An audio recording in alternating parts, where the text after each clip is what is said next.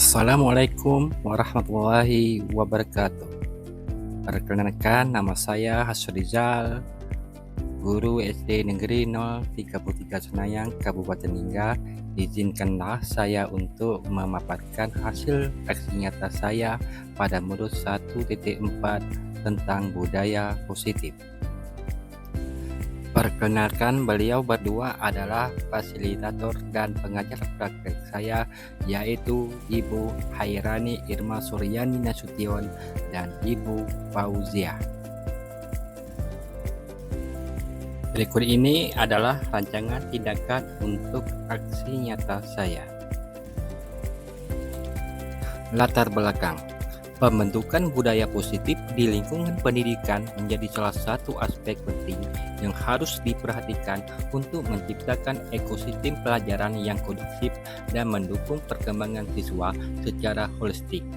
Modul 1.4 budaya positif dirancang dengan tujuan untuk memperkuat pemahaman dan kemampuan pendidik dalam menciptakan dan mempertahankan budaya positif di sekolah. Pada kondisi di lapangan, masih terdapat peserta didik yang melakukan pelanggaran atau indisipliner di sekolah. Penyebab peserta didik melakukan kegiatan indisipliner karena tidak adanya kesepakatan antara peserta didik dengan pendidik. Tujuan aksi nyata ini saya buat yaitu menerapkan kerangka kerja budaya positif di sekolah, membangun keyakinan kelas yang positif dan kondusif, meningkatkan pemahaman murid tentang kebutuhan dasar manusia dan bagaimana memenuhinya, mengembangkan keterampilan sosial emosional murid, meningkatkan hasil belajar murid, menciptakan komunitas sekolah yang positif dan sportif. Tolak ukur. 1. Keberadaan keyakinan kelas yang dipahami dan disepakati bersama oleh murid dan guru. 2. Terlaksananya kegiatan-kegiatan pendalaman keyakinan kelas.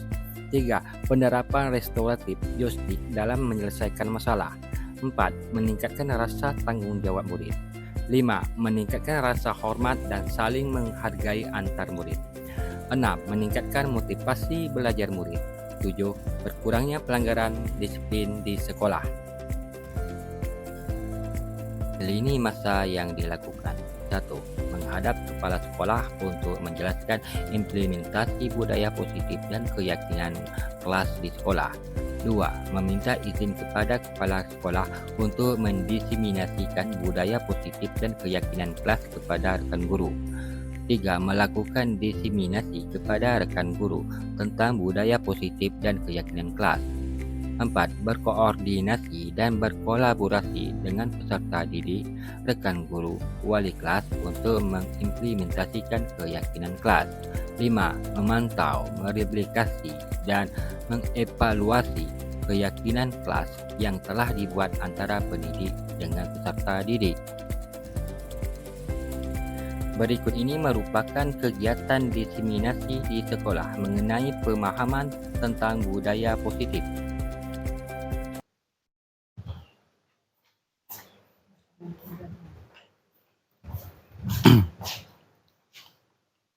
Assalamualaikum warahmatullahi wabarakatuh. Waalaikumsalam warahmatullahi wabarakatuh. Puji syukur kita sampaikan atas kehadiran Allah Subhanahu wa taala, yang mana atas kehendak dan iradatnya lah kita diberi umur yang panjang, kesehatan, serta rezeki yang melimpah, serta pada hari ini cuaca begitu cerah sekali sehingga kita dapat berkumpul di ruang SD Negeri 033 Senayang. Serta tidak lupa kita kirimkan serta salawat kepada Nabi besar kita, Nabi Muhammad SAW. Allahumma shalli ala Sayyidina Muhammad wa ala ali Sayyidina Muhammad.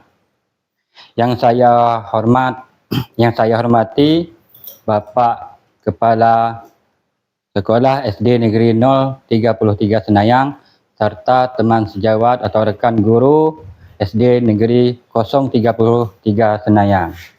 Baiklah, di sini saya mengumpulkan teman-teman semuanya, baik itu Bapak Kepala Sekolah. Di sini saya ingin menyampaikan yaitu tentang budaya positif di dalam aksi nyata saya sebagai guru penggerak. Budaya positif di sekolah kita. Di sini saya langsung saja pada materinya, yaitu budaya positif. Jadi di sini kita membahas budaya positif yang ada pada sekolah kita. Ya Bapak, Ibu semuanya.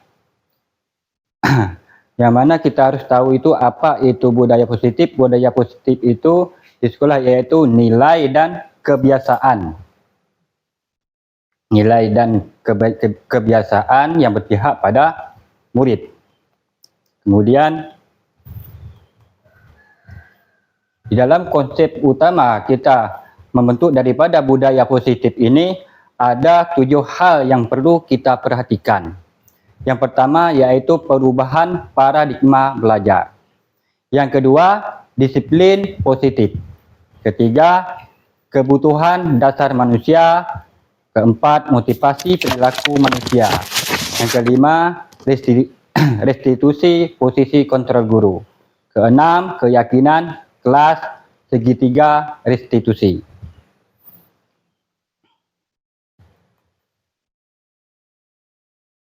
Di sini saya masuk dulu di yang bagian pertama yaitu perubahan paradigma belajar.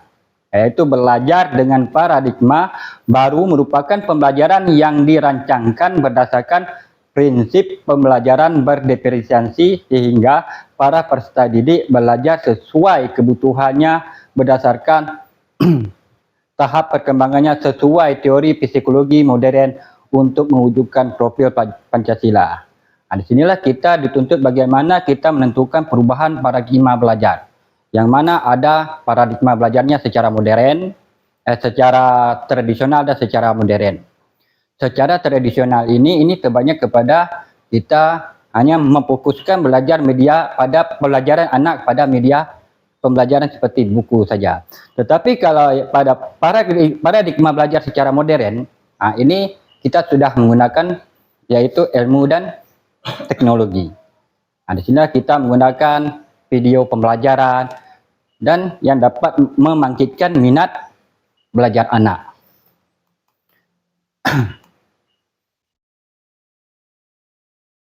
Di sini ada sesuatu yang akan saya jelaskan.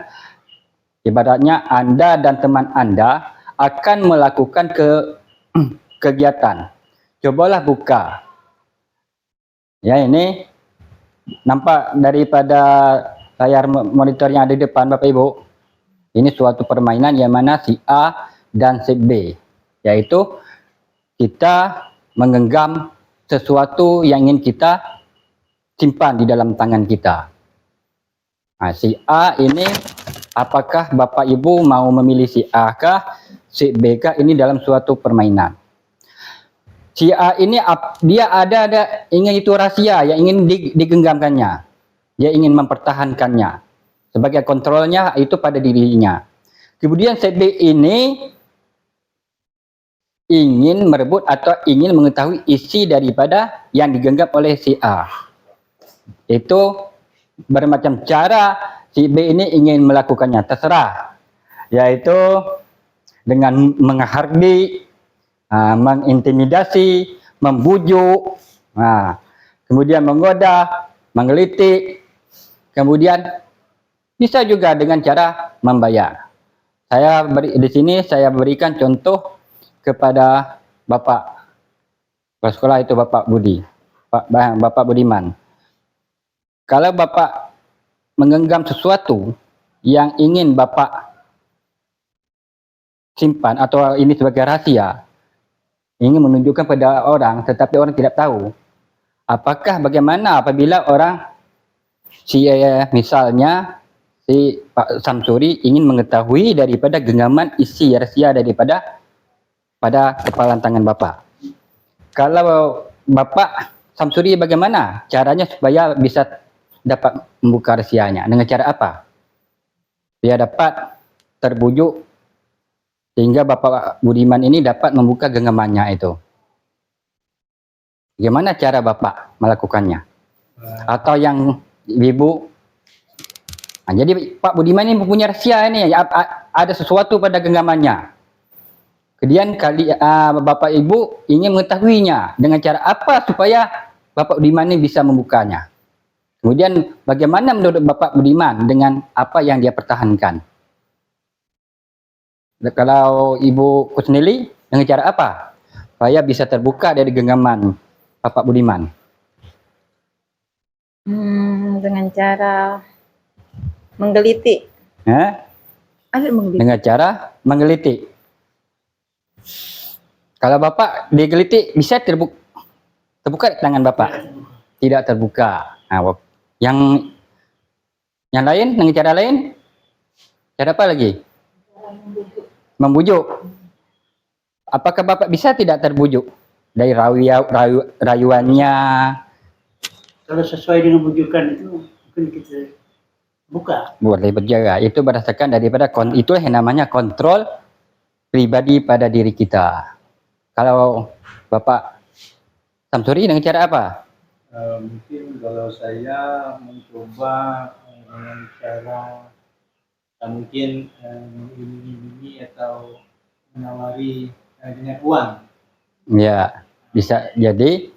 Kalau menurut Bapak, kalau dikasih uang bagaimana Bapak? Apakah Bapak mau ngasih membuka itu? Ini betul rahasia ini. Nah, Tidak. Tidak. Dengan apa yang dikatakan oleh Pak Samsuri itu tidak.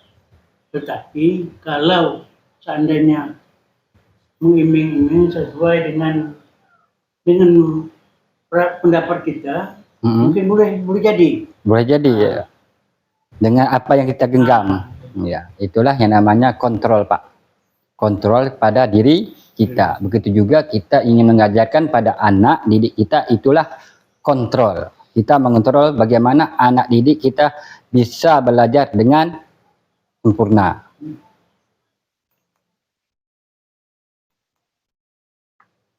Nah, kemudian pada perubahan paradigma belajar, yaitu perubahan paradigma itu berdasarkan daripada teori William Glasser. Ini masalah tentang ilusi kontrol, Pak. Menkonsepsi tentang teori kontrol. Yang pertama itu bagaimana kita ilusi kita tentang guru mengontrol murid. Ilusi bahwa semua penguatan positif, efektif dan bermanfaat. Kemudian ilusi bahwa kritik dan membuat orang merasa bersalah dapat menguatkan karakter. Kemudian ilusi bahwa orang dewasa memiliki hak untuk memaksa. Jadi di sini saya perjelaskan sedikit bagaimana itu mengontrol murid. Bagaimana kita mengendali murid di dalam sekolah kita, kemudian di dalam pembelajaran kita. Yang pertama, yang perlu kita perhatikan di dalam kita mengendalikan atau mengontrol murid, itu yang pertama adalah ciptakan hubungan yang baik dengan murid. Jadi kita dengan murid itu harus adanya ramah-tamah. Tidak dengan melakukan sesuatu dengan kasar. Itu juga dengan bicara kita. Yang kedua, tetapkan aturan yang jelas dan konsisten. Itulah yang kita kenal dengan aturan di dalam kelas. Nanti akan saya jelaskan lebih lanjut bagaimana kita menerapkan peraturan di dalam kelas sehingga anak didik kita mengikuti dan mengikut arah apa yang kita inginkan. Kemudian yang ketiga, gunakan pendekatan yang positif untuk menertibkan murid. Jadi begitu juga di dalam luar pas mereka main di dalam setelah kita belajar kan ada waktu istirahat. Jadi di sini kontrol murid di dalam mereka di luar ini tidak terkendali. Berbeda pada saat kita berada di dalam kelas. Murid di dalam kelas dengan dia berada di luar kelas itu berbeda. Di dalam kelas kenapa dia patuh? Karena kita ada di depan kelas. Kita mengontrolnya. Tetapi pada saat bermain apakah kita mengontrol tidak? Disinilah kita harus juga mengontrol murid hingga murid dari dalam dia bermain kadang-kadang saling kejar mengejar sama temannya, bahkan saling tolak menolak. Disinilah kita tidak sadar bahwa kita tidak mengontrol murid. Jadi kita mengontrol murid itu bukan saja di dalam kelas tetapi di luar kelas. Begitu juga pada saat beliau berada di luar sekolah atau pulang sekolah, bagaimana dia di rumah.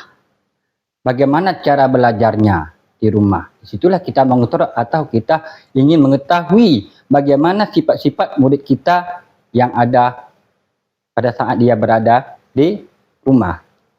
Jadi murid ini berbeda cara dia belajar di rumah, berbeda juga cara dia belajar di sekolah. Karena sekolah inilah yang harus kita mengontrol murid, karena di sekolah dia takut dengan guru.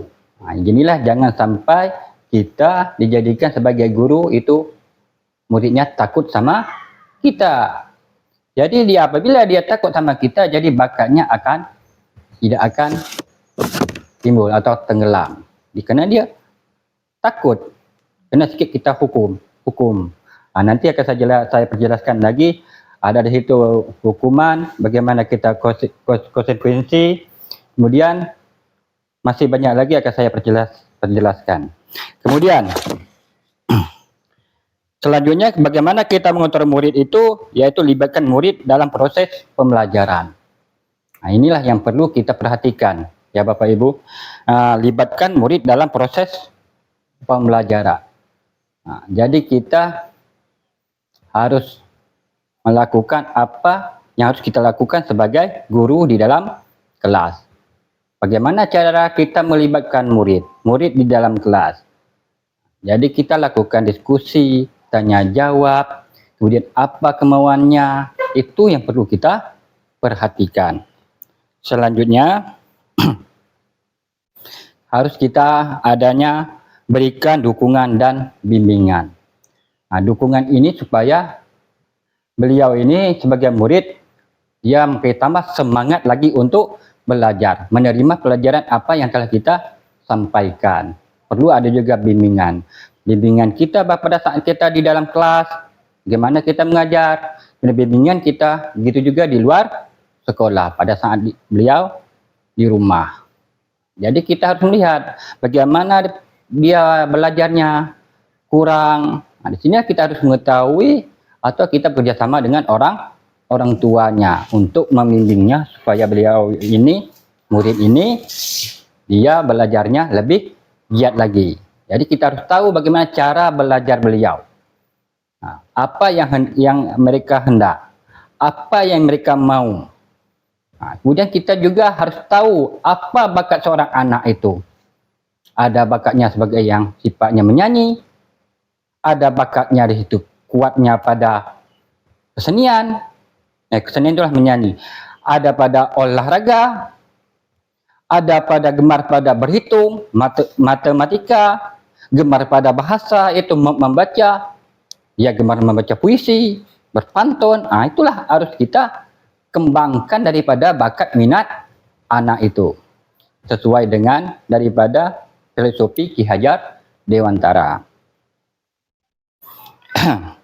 Kemudian saya lanjut yang permasalahan yang selanjutnya. Di sini saya perjelaskan lagi bagaimana mengubah paradigma stimulus respon ke pendekatan teori kontrol. Ada dua, yaitu stimulus respon dan teori kontrol. Realitas atau kebutuhan kita sama.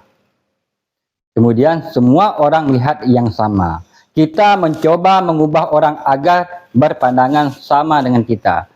Perilaku buruk dilihat sebagai suatu kesalahan. Orang lain bisa mengontrol saya. Saya bisa mengontrol orang lain. Model berpikir menang kalah. Jadi kita harus ini simulasi sebagai respon. Respon kita apa terhadap suatu masalah itu. Kemudian ada teori kontrolnya. Jadi setiap teori daripada kontrol kita sebagai pengajar ini berbeda Bapak Ibu. Apakah sama? Memang realitas kebutuhan kita sama. Realitas kebutuhannya untuk apa? Untuk mendidik anak didik kita supaya bagaimana beliau ini minat di dalam belajar. Itu komitmen kita bersama, tetapi di dalam kontrol. Nah, bagaimana kita menerapkan pembelajaran kita berbeda anak. Nah, kebutuhan kita tetap berbeda. Ada yang cara belajar di luar kelas, ada di dalam kelas, ada menggunakan media pembelajaran bersifatnya dengan menggunakan video. Nah, kemudian ada yang berfokus belajarnya dengan cara bermain. Banyak cara kontrol yang harus kita lakukan. Kemudian semua orang melihat hal yang sama. Berbeda kontrolnya, berbeda, setiap orang memiliki gambaran yang berbeda. Nah, semua orang melihat hal yang sama. Kemudian kita mencoba mengubah orang agar berpandangan sama dengan kita. Tentu tidak sama di dalam kontrolnya, ya Bapak Ibu. Kemudian perilaku buruk dilihat sebagai suatu kesalahan. Semua perilaku memiliki tujuan. Jadi setiap orang melakukan kesalahan itu ada tujuannya. Begitu juga pada anak didik kita. Kenapa dia mencuri? Ini contoh suatu kasus, ya Bapak Ibu.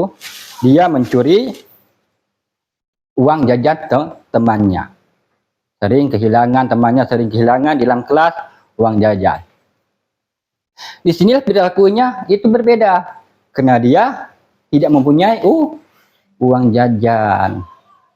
Tidak punya bekal. Kemudian mau makan siang tidak punya. Inilah ya terdapat kekurangan pada siswa tersebut. Inilah yang perlu kita lakukan kontrol dan pendekatan kepada siswa tersebut supaya tidak berbuat tidak seperti itu lagi. Kemudian orang lain bisa mengontrol saya, hanya Anda yang bisa mengontrol diri. Nah, tadilah contohnya di dalam suatu permainan yang kita menggenggam sesuatu. Nah, orang lain bisa mengontrol saya. Tetapi di dalam kontrolnya, dalam teori kontrolnya belum tentu. Itu pada diri kita. Benar tidak Bapak Budiman? Jadi yang kita genggam belum tentu orang bisa buka. Karena kita yang megang, kita punya kendali. Nah, tapi ada yang bisa dengan bujukan, dengan imbalan yang lainnya. Tetapi ada juga tetap mempertahankan apa isi di dalam, karena dia ingin pertahankan dirinya supaya orang tidak tahu. Walaupun orang itu sampai istilahnya merangkak, mohon minta buka, tapi kita tetap dengan pendirian kita. Inilah yang namanya orang bisa mengontrol saya, tapi dalam kontrol diri tidak. Kemudian saya bisa model berpikir menang atau kalah. Model berpikir menang atau menang. Nah, model berpikir menang atau kalah. Nah, tadilah itu juga di dalam permainan tadi. Siapa yang menang, Bapak? Dalam permainan menggenggam ini. Yang menang. Nah, siapa yang menang? Dua-duanya menang. Belum tentu. Yang punya kontrol yang menang. Yang tidak punya kontrol pasti tidak akan menang. Nah, itulah Pak. Di dalam kita menerapkan kontrol kita di dalam kita mengajar murid kita di sekolah kita.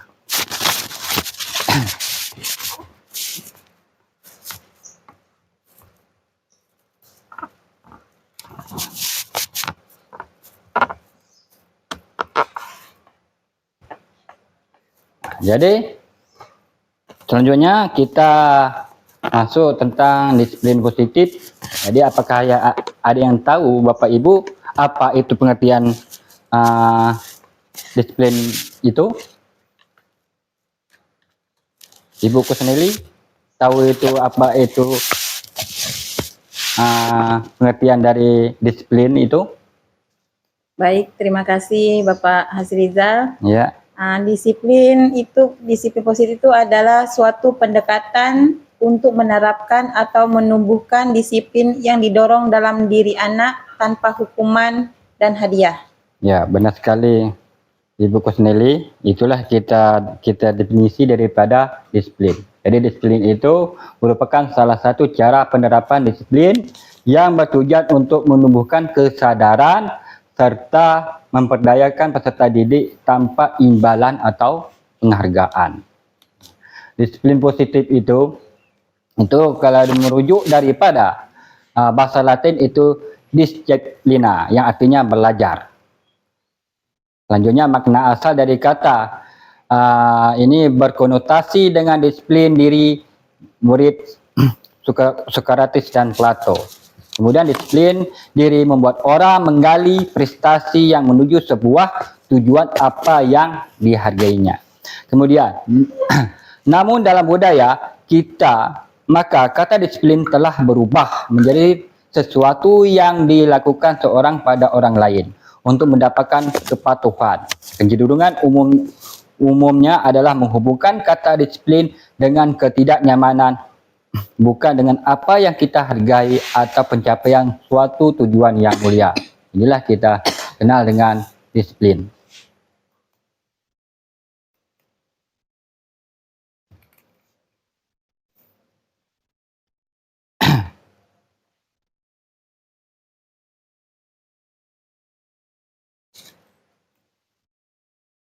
Nah, di sini Bapak Ibu lewat Pak Ibu, saya jelaskan sedikit tentang itu disiplin positif.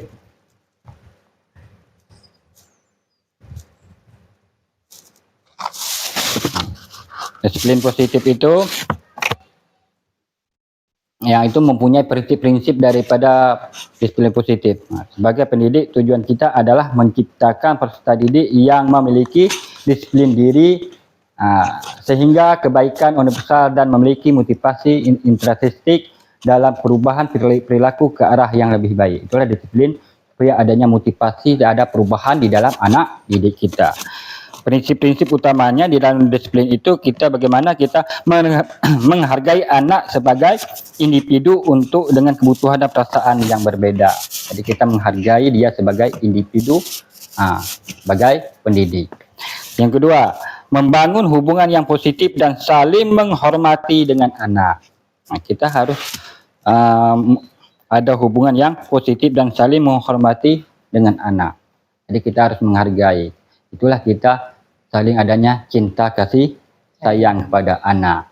Kita tidak membedakan ada yang pandai, ada yang bodoh, ada yang ganteng, ada yang tidak ganteng. Nah, itulah istilahnya kita di dalam kita mendidik anak. Kita tidak membeda-bedakan dalam kita menerapkan pembelajaran kepada anak didik kita. Kemudian memfokuskan pada solusi dan bukan pada masalah. Jadi kita mencari solusi. Contohnya di dalam anak melakukan suatu kesalahan. Kita harus mencari solusi, bukan kita menyalahkan daripada anak. Kenapa kamu buat seperti itu? Kenapa kamu melakukan seperti itu? Nah, itulah kita kadang-kadang kita memberikan sebagai hadiahnya adalah hukuman. Nah, ini kita harus mencari solusinya. Kita harus bertanya. Kita harus memberi kesempatan kepada murid kita. Kenapa dia melakukan perbuatan itu? Jangan kita langsung memvonis anak ini melakukan kesalahan. Nah, jadi dia melakukan perbuatan itu, melakukan kesalahan itu ada dasarnya. Kenapa dia melakukan hal itu? Kemudian mendorong anak untuk belajar dari kesalahan mereka. Istilah kita menerapkan adanya konsekuensi kepada anak didik kita. Ya, jadi dia melakukan perbuatan, nanti kita berikan konsekuensi, maka dia akan mengakui daripada kesalahannya dan tidak akan mengulangi perbuatannya. Kemudian membantu anak untuk mengembangkan keterampilan hidup yang penting seperti pemecahan masalah, komunikasi dan bekerja sama. Nah, itu daripada prinsip-prinsip disiplin positif. Kemudian apa manfaat dari manfaat daripada disiplin positif ini? Ini perlu ada manfaatnya Bapak Ibu. Itu yang pertama, membantu anak untuk berkembang menjadi individu yang percaya diri dan bertanggung jawab. Selanjutnya meningkatkan hubungan antara orang tua dan anak. Jadi adanya hubungan antara orang tua dan anak, karena kita sebagai guru. Itu sebagai orang tua yang kedua bagi anak didik kita. Orang tua pertamanya yaitu orang tua kandungnya yang ada di rumah. Tetapi kita sebagai pendidik juga kita termasuk daripada orang tua mereka. Kemudian mencegah masalah perilaku di masa depan. Nah, jadi kita mencegah perilaku di masa depan, perlunya kita mendidik anak didik kita daripada dini, daripada kecil. Sehingga mereka tahu akan apa itu budaya positif. Mereka tidak melakukan hal-hal yang tidak kita inginkan. Maka kita sebagai guru itulah kontrol yang perlu kita aku sebagai nantinya akan saya jelaskan adanya kontrol manajer nantinya. Kemudian menciptakan lingkungan belajar yang positif dan mendukung. Maksudnya daripada menciptakan lingkungan belajar yang positif dan mendukung itulah kita namanya itu sebagai guru sering kita melakukan sebelumnya itu salah murid tidak bawa PR, kita melakukan hukuman. Itulah yang bersifat daripada lingkungan belajar yang negatif. Nah, sekarang ini perlu ditingkatkan lagi bagaimana kita membudayakan belajar positif. Kita tidak sebagai menghukum, tapi kita sebagai manajer di dalam kita mengajar anak.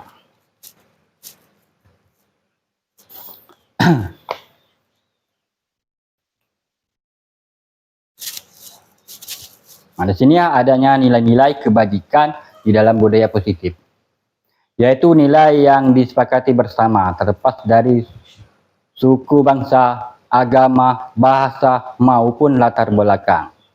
Contohnya, nilai-nilai kebajikan institusi atau organisasi. Nah, di sini yang kita terapkan yaitu adanya profil pelajar Pancasila, adanya Ibu Primate Year, program atau dikenal dengan PIP atau keterampilan hidup. Nah, ini hampir sama Bapak Ibu, dia menerapkan bagaimana adanya nilai-nilai kebajikan yang akan kita tanam kepada anak didik kita. Yang pertama saya ambil tentang profil pelajar Pancasila. Itu ada 6 elemen di dalam profil pelajar Pancasila. Yaitu yang pertama beriman dan bertakwa pada Tuhan Yang Maha Esa dan berakhlak mulia. Kemudian mandiri, kreatif, bernalar kritis, gotong royong dan berkebinekaan global.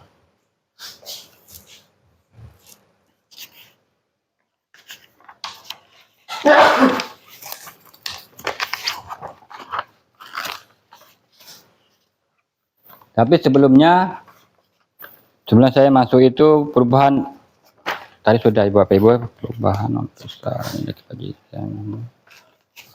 Nah, tadi profil pelajar Pancasila.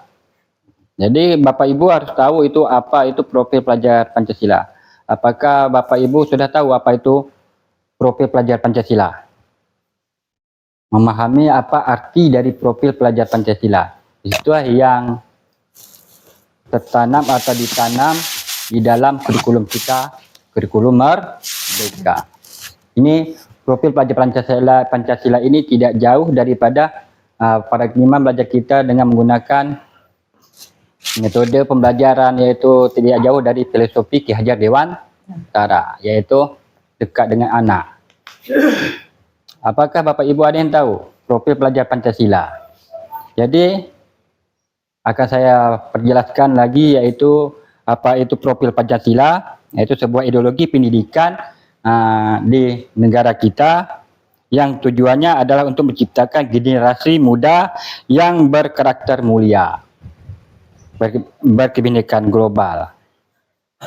Ya Ibu, mandiri, kreatif, bernalar dan bergotong royong. Itulah kita kenal dengan profil Pancasila. Itu ada tujuannya untuk membangun generasi muda di Indonesia lebih bangkit lagi di dalam pendidikan. Ini ada 6 elemennya. Beriman, bertakwa pada Tuhan Yang Maha Esa dan berakhlak mulia.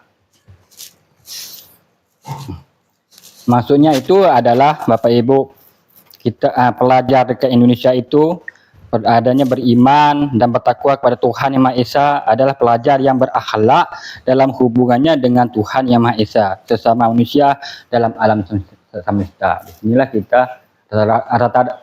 rata-rata murid di tempat kita adalah yang beragama Islam. Disinilah kita perlu kita tanamkan agama agama Islam, karena agama itu tidak jauh daripada budaya kebaikan. Di situ ada juga pengajaran bagaimana nanti anak itu patuh daripada agama. Kemudian berkebinekaan global.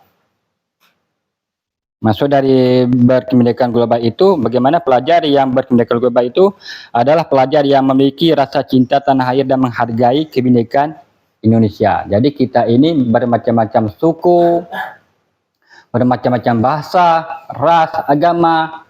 Inilah kita tanamkan pada murid kita itu bagaimana nantinya kita tidak membeda-bedakannya pada saat mereka berada di sekolah itu.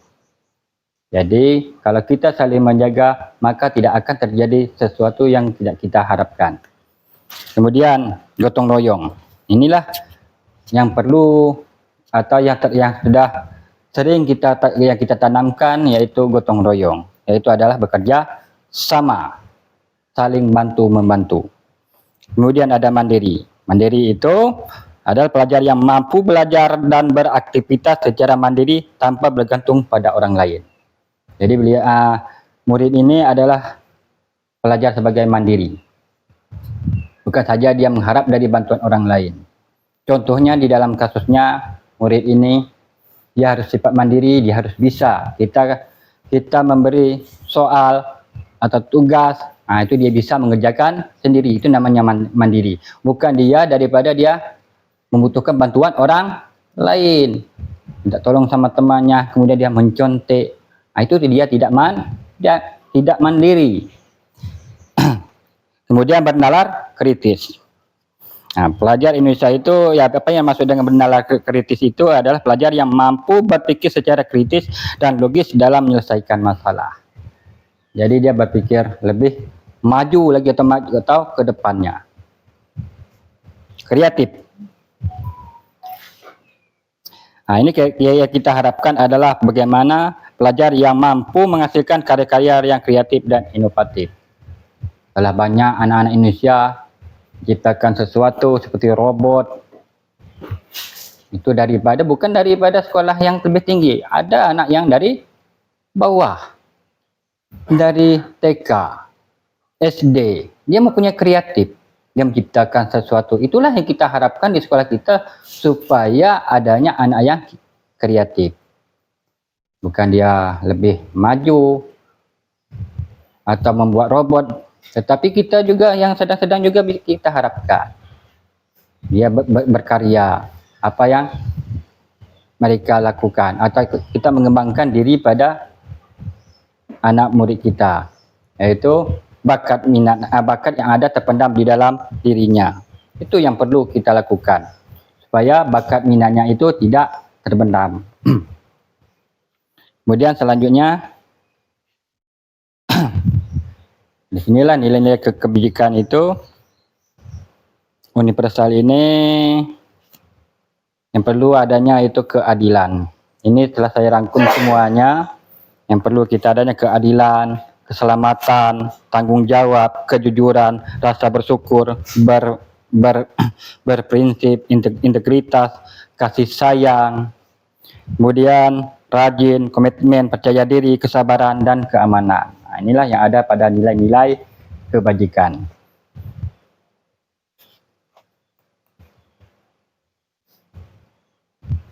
Di sini apa itu adanya kebutuhan dasar manusia. Jadi kebutuhan dasar manusia. Kebutuhan dasar manusia itu adalah segala sesuatu yang kita lakukan untuk mendapatkan apa yang kita inginkan. Seluruh tindakan yang kita lakukan memiliki tujuan tertentu, dan semua usaha terbaik yang kita lakukan adalah dalam rangka agar kebutuhan dasar kita terpenuhi dengan baik. Ini adalah kita mempunyai kebutuhan dasar manusia. Sini yang kita bahas adalah kebutuhan dasar manusia itu pada anak didik kita, ya Bapak kepala sekolah. Ini nanti ada kebutuhan dasar pada anak didik kita. Kemudian itu 5 kebutuhan dasar manusia. Itu yang pertama, Bapak Ibu, ada bertahan hidup. Yang kedua, kasih sayang dan rasa diterima. Kemudian ada penguasaan. Selanjutnya kebebasan. Selanjutnya lagi kesenangan. Bertahan hidup. Itu kita perlu adanya makanan, pakaian, tempat tinggal, keamanan, kesehatan. Nah, inilah untuk bertahan hidup. Kalau tanpa adanya makanan atau pakaian, kita tidak akan bisa bertahan hidup. Begitu juga keamanan. Kita sebagai untuk hidup ini, kita perlu keamanan. Kita harus nyaman di dalam hidup kita. Maka itu kita harus ada keamanan. Kemudian kesehatan. Selanjutnya kasih sayang dan rasa diterima. Nah, rasa diterima, dipedulikan, berbagi, kerjasama menjadi bagian dalam kelompok. Nah, inilah di dalam kasih sayang dan rasa diterima daripada murid kita. Jadi ada anak yang pintar, hanya pada anak pintar kita beri kasih sayang, tapi anak yang kurang mampu dalam pembelajarannya tidak kita perhatikan bagaimana perasaannya. Jadi perlu juga kita kasih sayang. Kita tidak perlu adanya membeda-bedakan, ada yang pandai, ada yang bodoh. Nah, ada yang cantik, ada yang jelek. Nah, itulah kita harus adanya kasih sayang dan rasa diterima. Jadi ada rasa diterima pada anaknya. Nah, contoh, kita memberi suatu pertanyaan, kemudian siswa itu menjawab. Nah, dia dapat menjawab apa yang harus kita lakukan, Bapak Ibu. Yaitu adanya pujian. Jadi pujian itu dia sudah bangga kita beri pujian kepada anak murid kita. Kemudian penguasaan. Nah, itulah harga diri. Keinginan untuk dianggap memimpin, berprestasi, diakui, didengar. Nah, ini harus kita tanamkan di dalam siswa kita. Kemudian kebebasan. Nah, mandiri, memiliki pikiran, mencoba hal baru, mampu mengendalikan arah dirinya. Nah, inilah mandiri di dalam kebebasannya, di dalam dalam pembelajarannya. Kita tidak boleh banyak terlalu mengekang anak di dalam belajar. Kita harus memberinya kebebasan. Apa yang mereka mau kita ikuti. Itulah kita sebagai pengajar. Kemudian kesenangan. Nah, bermain, humor, antusias, tertawa. Tidak boleh kita melarang beliau atau murid kita atas kesenangannya, yaitu bermain, antusias, tertawa. Tetapi disinilah nantinya adanya kontrol kita kepada anak murid kita di dalam beliau bermain.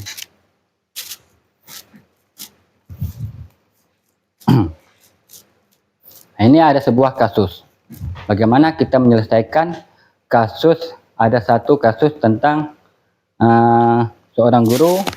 Nah, ini kita beri contohnya Pak Samsuri, guru kelas 5 SD 033 Senayan. Sedangkan bingung menghadapi ulah salah satu murid di kelas bernama Reno. Beberapa anak telah datang dan mengeluhkan Reno yang seringkali meminta bekal makan siang mereka dengan paksa. Jika Anda menghadapi situasi seperti Pak Samsuri, apa yang akan Anda lakukan menurut Anda? Kira-kira apa yang alasan Reno melakukan hal itu? Bagaimana Bapak Ibu mendalar daripada kejadian ini? Memberi kesimpulan daripada kejadian ini. Reno ini sering meminta makanan kepada temannya dengan secara paksa. Banyak aduan daripada teman-temannya. Nah, inilah kita tentang kebutuhan apa daripada Reno ini nantinya.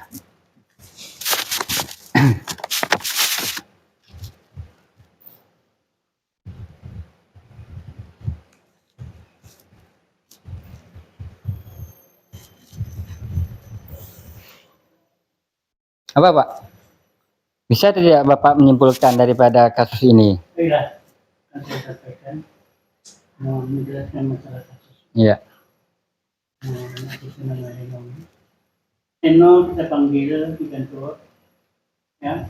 Ya. Setelah itu tanya bahwa apa sesuatu yang sebenarnya yang sudah melakukan hal yang tidak diinginkan oleh sekolah, seperti merampas, merampok makanan-makanan kawan. Ya.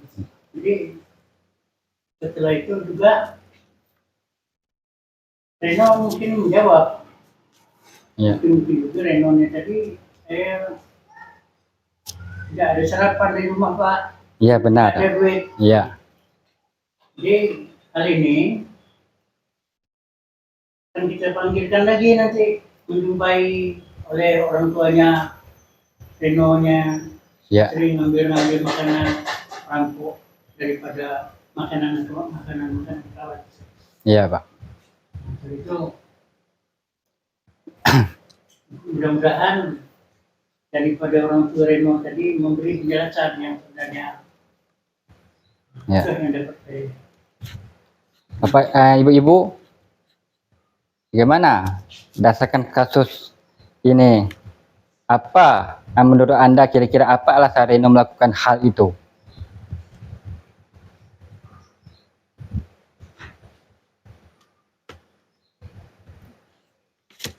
Saya kesimpulan dari Bapak kepala sekolah yaitu Reno itu tidak kurang Perhatian dulu. kurang perhatian orang tua atau kurang makan. Tidak ada bekal ya Pak Iya. Hingga dimelakukan. Iya. Nah, ini saya langsung aja ambil daripada jawabannya itu apa kesimpulannya itu. Nah, ini. Benar sekali Bapak Reno itu lapar dan orang tuanya tidak membawakan bekal makanan siang. Nah, itu adanya kurangnya kasih saya. Kemudian teman Reno jadi perhatian kepada Reno. Kemudian dia melapor.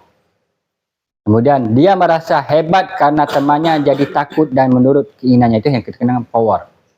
Nah, jadi dia mempunyai kekuasaan. Kemudian Reno merasa bosan dengan bekal yang dibawakan orang tuanya karena selalu bekal yang sama. Itulah anak didik kita merasa bosan. Contoh, orang tuanya bekalnya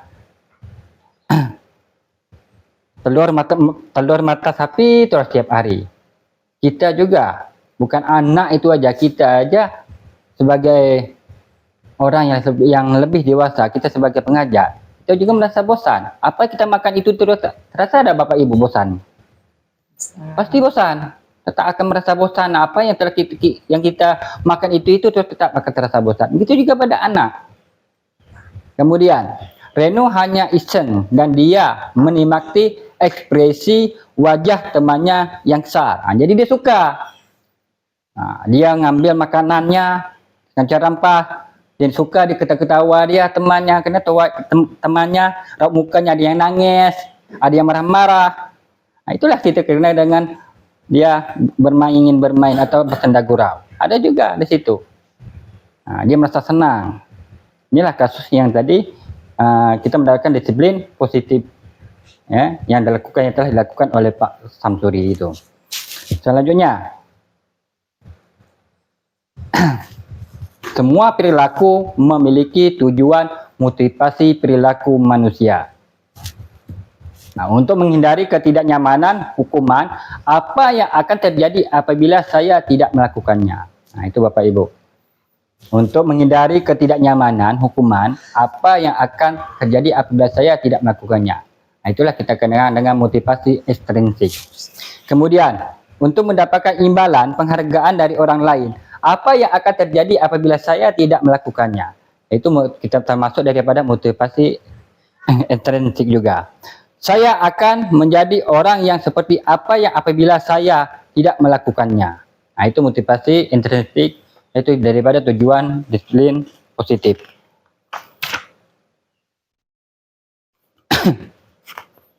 Jadi saya perjelaskan sedikit apa itu motivasi intrinsik itu. Motivasi intrinsik itu, motivasi ini berasal dari dalam individu itu. Kalau intrinsik itu berada di luar. Nah, ini dalam, ini luar. yang ada pada diri seseorang. Kemudian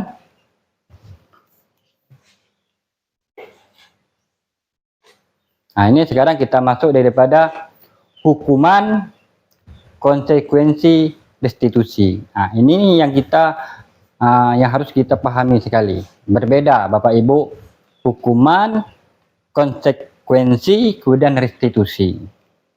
Kalau hukuman itu tidak terencana, tiba-tiba. Murid tidak tahu apa yang akan terjadi, tidak dilibatkan. Bersifat satu arah. Kita tidak lagi tidak mau mendengar dari penjelasan murid. Itu yang namanya hukuman. Kemudian berupaya hukuman fisik atau psikologis. Kemudian kalau konsekuensi, terencana, disepakati sesuai peraturan yang telah kita tetapkan. Kemudian murid tetap dibuat tidak nyaman sikap guru memonitor murid. Ini juga kita memberi dia sebagai hukuman, kita beri sebagai dia konsekuensi, murid juga tidak senang kepada kita. Dia melakukan kesalahan, tolong buat tulisan ini, saya tidak akan melakukan kesalahan banyak kali. Dia juga tidak merasa senang. Itu termasuk konsekuensi juga. Kemudian restitusi. Inilah yang kita terapkan di dalam diri kita untuk mendidik anak didik kita, yaitu proses menciptakan kondisi bagi murid untuk memperbaiki kesalahannya. Kemudian proses kolaboratif yang mengajarkan murid untuk mencari solusi sendiri. Dia melakukan kesalahan, dia mencari solusi. Kemudian kita sebagai guru, kita membantu beliau. Itulah kita sebagai manajer nantinya.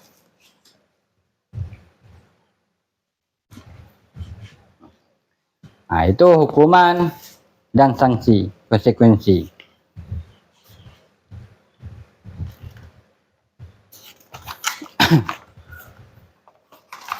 Jadi sebelum saya masuk dari hukuman dan sanksi dan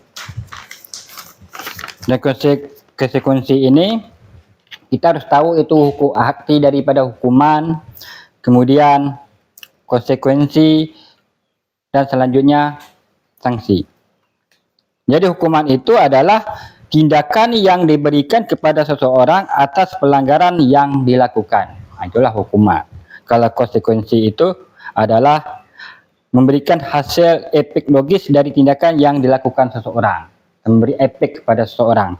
Selanjutnya restitusi itu maksudnya itu adalah untuk memperbaiki kerusakan atau kerugian yang telah dilibatkannya. Jadi untuk memperbaiki. Kalau ini hukuman ini kita memberi jera, sama dengan sanksi, konsekuensi, begitu juga supaya dia melakukan perbuatan. Tetapi yang lebih tepat itu yang kita gunakan ada restitusi yang harus kita terapkan. Di sini kita adanya pendekatan kepada anak.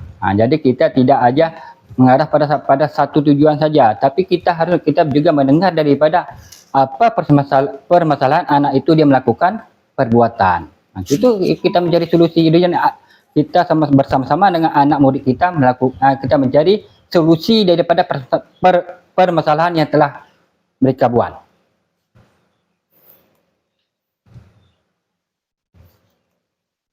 Ini identitas yang gagal, hukuman, kemudian identitas sukses. Jadi yang untuk dua ini, konsekuensi, restitusi, itu bersifat yang sering yang harus kita terapkan di dalam budaya positif di sekolah kita. Kalau hukuman ini tidak perlu kita terapkan lagi Bapak Ibu. Di situ banyak sesuatu yang menyakitkan. Harus terjadi tidak nyaman untuk murid anak untuk jangka waktu yang panjang. Itu hukuman. Kemudian korban mendapatkan keadilan. Murid akan tersakiti. Perilaku pasif meningkat. Sistem tidak akan berjalan bisa murid tidak takut. Bahkan dia melawan. Berbeda dengan pendidikan kita yang lama. Karena kita di sini itu zaman kita maju Bapak Ibu. Zaman penuh dengan ilmu dan teknologi. Di sinilah mereka tahu lagi, dia lebih tahu lagi daripada kita. Kemudian peraturannya adalah kamu harus. Kemudian murid akan membenci peraturan itu. Bahkan dia membenci sebagai penghukum itu. Kemudian disiplin. Disiplin itu ada dua, konsekuensi dan restitusi. Konsekuensi itu sesuatu harus terjadi, tidak nyaman untuk murid atau anak atau jangka waktu pendek. Korban bisa diabaikan. Kemudian murid akan dibuat tidak nyaman. Penguatan hanya bertahan dalam jangka waktu pendek. Kemudian memerlukan monitoring. Jadi kita memberikan konsekuensi apakah dia melakukan tidak apa yang telah kita berikan. Itu kita monitoring. Kemudian membantu penerapan mengikuti peraturan dalam masyarakat. Apa peraturan mampu kamu melakukan atau terima kasih. Murid atau anak menghormati peraturan. Kalau restitusi inilah sifatnya positif. Kalau konsekuensi itu netral, Bapak Ibu. Restitusi itu merupakan pilihan kita yang harus kita terapkan di dalam budaya sekolah kita. Kemudian menguatkan untuk murid atau anak dalam jangka waktu yang panjang. Tidak seperti konsekuensi jangkanya pendek. Kemudian korban mendapatkan ganti. Murid anak mendapatkan penguatan diri pada mereka. Kemudian masalah terpecahkan. Jadi apa yang telah mereka lakukan bisa terpecahkan. Itulah kita lakukan dengan restitusi. Kemudian murid belajar bertanggung jawab untuk perilakunya. Dia tidak menyalahkan orang lain, tetapi dia mengakui daripada apa yang telah dia lakukan atas kesalahannya. Kemudian fokus pada pemecahan masalah dalam jangka waktu yang panjang. Apa yang kamu yakin, apa yang kamu bisa lakukan untuk memperbaiki masalah itu. Kemudian murid atau anak menghormati dirinya dan orang lain. Inilah kita harapkan yang harus kita gunakan di dalam sekolah kita adalah restitusi, Bapak Ibu. Ini bersifat positif disiplinnya.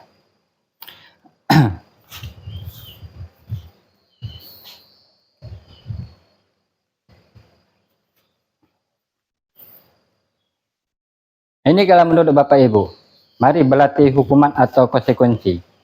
Lari mengelilingi lapangan voli 2 kali karena terlambat hadir atau di sekolah. Apakah hukuman, konsekuensi atau restitusi?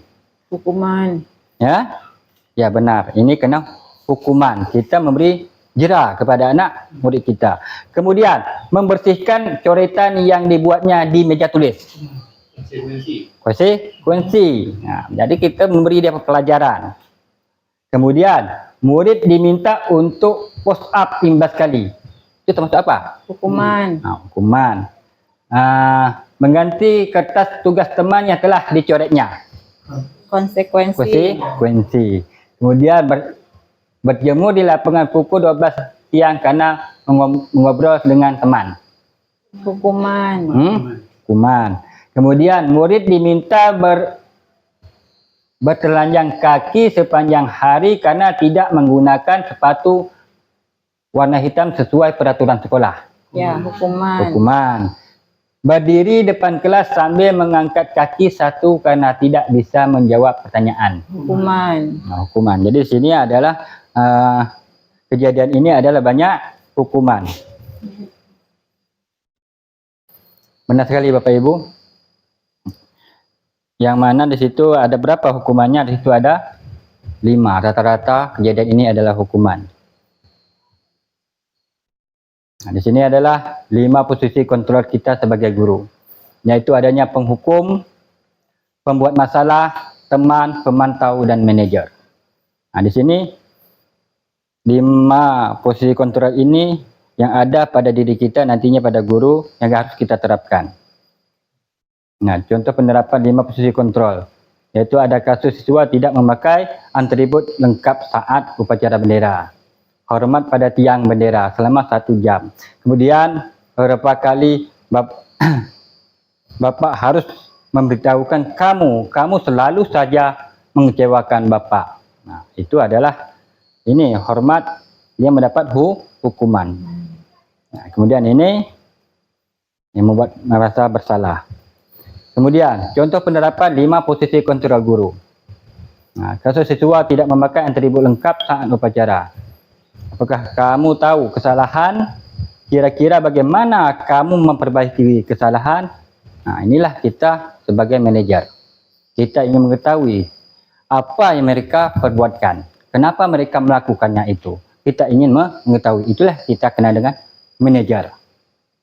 Nah, di sini ada manajer ini sebagai pengontrol nantinya. Nah, kemudian contoh penerapan 5 posisi kontrol guru. Kasus siswa tidak memakai atribut lengkap saat upacara bendera. Nah, ayo dong ikuti aturan sekolah. Tolong bantu bapak ya sekali ini. Ya sudah, tidak apa-apa. Lain kali jangan sampai berubah seperti ini lagi. Nah, itulah kita sebagai teman. Kamu sudah melanggar peraturan sekolah. Kamu tahu konsekuensinya. Setelah upacara kamu beli atributnya ke koperasi dan jangan diulangi lagi. Itu pemantau. Saya kenal dengan pemantau. Kemudian di sini ada 5 posisi kontrol guru.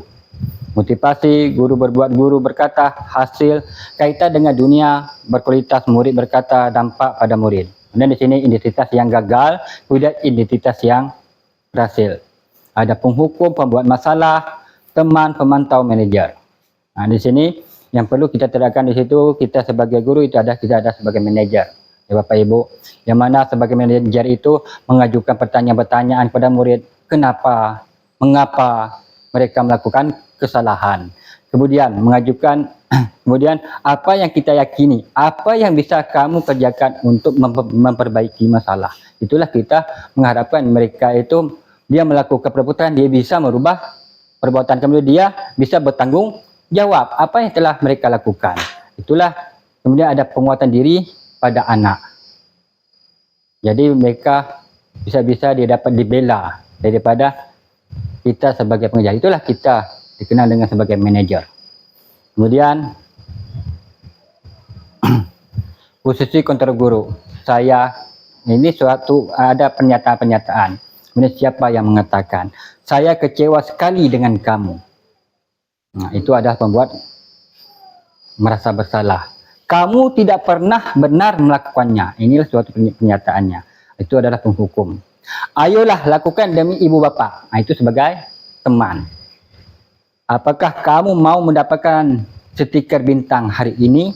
Nah, kita berikan mereka penghargaan. Nah, itu pemantau. Bagaimana kamu bisa menyelesaikan masalah ini? Nah, itu manajer. Kemudian kamu selalu yang paling terakhir. Nah, itulah penghukum. Kamu sering datang terlambat. Itu sama kata-katanya. Yang kita sering dilakukan.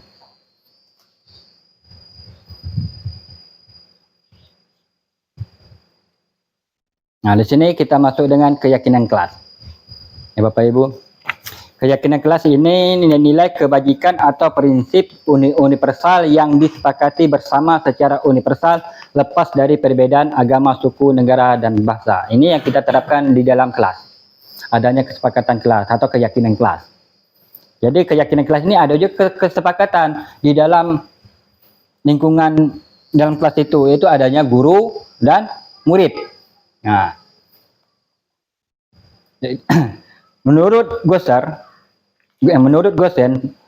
yaitu suatu keyakinan akan lebih memotivasi seseorang dari dalam intrinsik seseorang akan lebih bersemangat untuk menjalankan keyakinan daripada hanya sekedar mengikuti peraturan. Itu menurut daripada Gosen.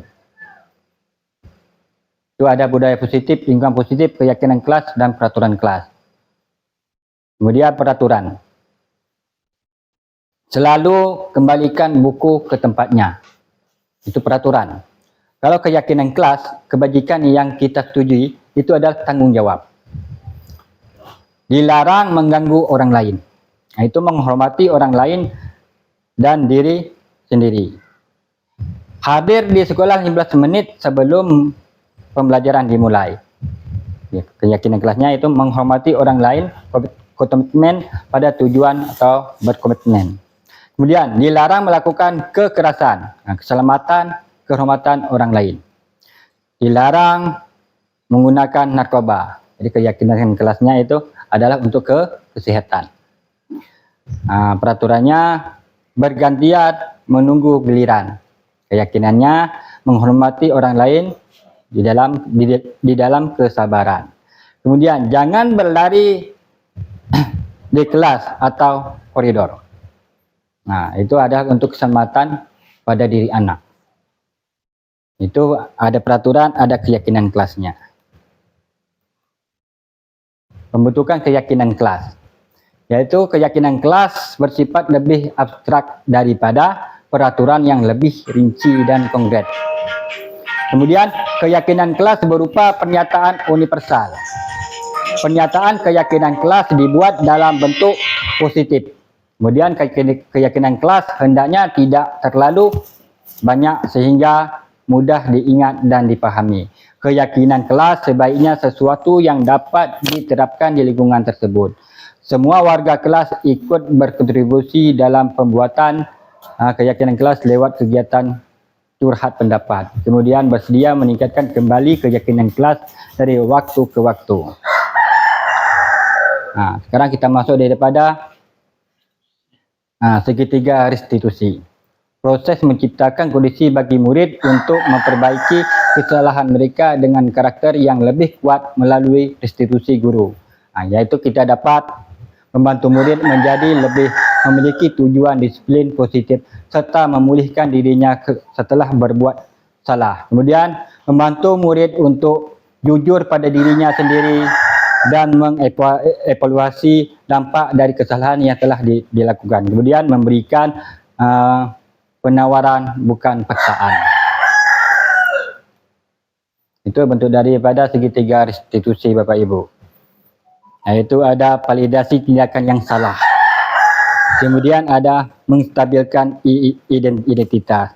Kemudian menanyakan keyakinan. Nah, di sinilah harus kita terapkan segitiga restitusi dalam kita menangani kasus-kasus anak didik kita di dalam melakukan kesalahan. Di dalam adanya validasi tindakan yang salah, kamu tentu punya alasan mengapa melakukan itu. Nah, itu suatu pertanyaan kita tanyakan kepada murid kita. Kemudian, adakah cara yang efektif untuk mendapatkan dan apa yang kamu butuhkan? Nah, jadi dia melakukan kesalahan itu, kita menanya apakah bisa tidak permasalahan ini kita selesaikan? Apa tindakannya? Nah, itu suatu pertanyaan. Kemudian menanyakan keyakinan. Kamu tahu tidak apa itu keyakinan kelas yang telah kita tetapkan dalam kelas kita? Itu menanyakan kepada anak murid kita. Itu contohnya salah satu anak murid kita pada saat upacara bendera tidak memakai lengkap pakaian. Nah, itu kan termasuk dari kesepakatan kelas kita. Apa dalam kesepakatan kelas itu kita buat? Dilarang terlambat. Belajar harus tertib. Di dalam kelas harus kita berpakaian rapi. Nah, itulah keyakinan kelas yang kita terapkan. Jadi anak ini tahu kenapa kamu tidak berpakaian rapi. Kamu tahu tidak apa keyakinan kelas kita. Nah, jadi keyakinan kelas kita ada yang tahu. Jadi dia menjawab berpakaian rapi. Kamu bagaimana? Apakah berpakaian rapi? Tidak. Ya, apakah kamu melanggar atau tidak daripada kesepakatan kelas kita? Nah, jadi mereka menjawab. Nah, di sinilah yang perlu kita menentukan segitiga restitusi dalam mengambil suatu masalah.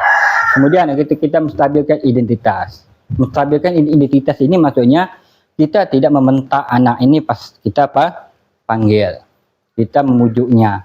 Kenapa melakukan hal seperti ini? Itulah dengan kita penuh dengan kasih sayang. Nah, kita di sini kita sebagai control manager. Kita sebagai untuk menyelesaikan masalah yang telah terjadi pada anak didik kita di sekolah kita. Inilah yang harus kita terapkan segitiga restitusi. Kita tidak memaksa, tidak adanya hukuman, tidak adanya konsekuensi. Tetapi kita menyelesaikan masalah itu bersama-sama. Jadi masalah anak itu bisa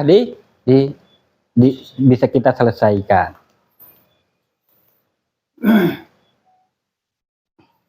Di sini Bapak Ibu ada tahapan segitiga restitusi, yaitu menstabilkan identitas, tadi telah saya jelaskan. Kemudian ada validasi tindakan yang salah. Kemudian menanyakan keyakinan. Nah, jadi di sini cukup sekian yang telah saya sampaikan pada hari ini. Tapi sebelum saya menutupi daripada pemaparan saya tentang budaya positif, saya minta daripada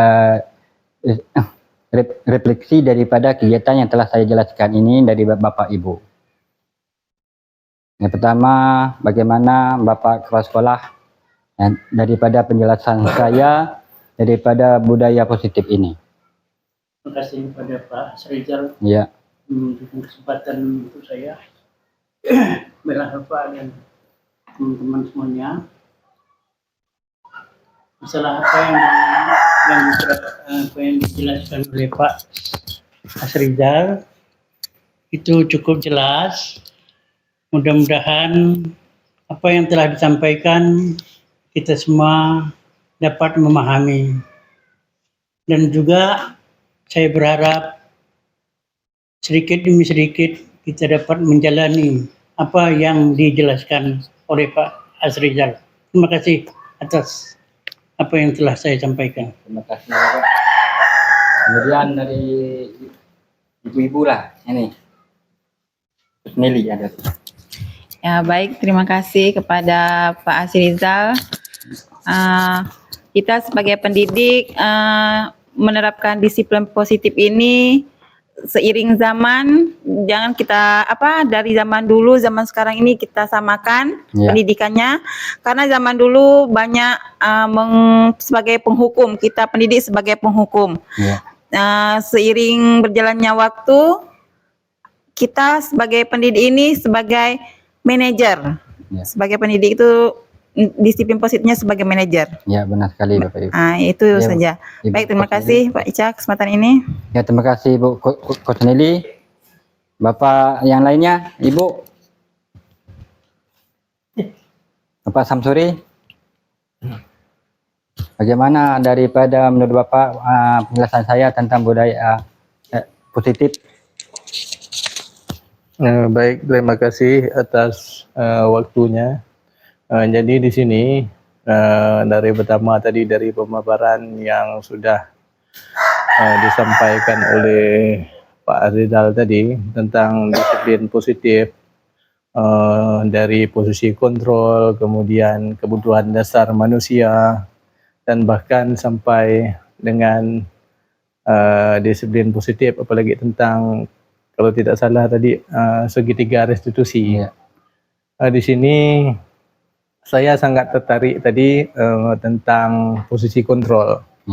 Posisi kontrol itu di mana kita sebagai kontrol, posisi kontrol, kemudian di mana tentang motivasi tadi, motivasi intrinsik ataupun motivasi yang lahir dari dalam diri kita. Jadi di sini saya sebagai diri sendiri tentu banyak-banyak mengambil pelajaran dari apa yang sudah Pak Asrizal sampaikan hari ini. Itu tadi yang saya sampaikan tadi tentang motivasi intrinsik. Motivasi intrinsik itu berarti kalau menurut pemahaman saya sendiri, berarti motivasi itu yang lahir dari dalam diri kita sendiri. Iya, benar sekali. Jadi bahkan apapun nasihat, penyampaian ataupun apa yang disampaikan orang lain, kalau motivasi itu belum muncul pada diri kita sendiri, kita tidak akan berubah. Contohnya mungkin di sini saya merasa diri saya sendiri, ya mungkin tentang disiplin, Pak, tentang disiplin. Disiplin itu kalau tidak betul-betul dari dalam diri kita sendiri, kita yang merubahnya, benar sekali, Pak, tidak akan berubah. Jadi itu yang sangat-sangat saya sadari, mungkin apalagi mungkin tentang diri saya sendiri tadi. Ini mudah-mudahan menjadi motivasi diri saya sendiri untuk kedepannya. Terima kasih. Ya, terima kasih. Itu ada kita kenal dengan kontrol, ya Pak. Kontrol pada diri kita sendiri. Ya, sekian, terima kasih daripada refleksi daripada bapak-bapak, ibu-ibu, daripada penjelasan saya pada ini, yaitu tentang disiplin positif. Kemudian akhir kata saya tutup dengan wabillahi taufiq wal hidayah. Wassalamualaikum warahmatullahi wabarakatuh.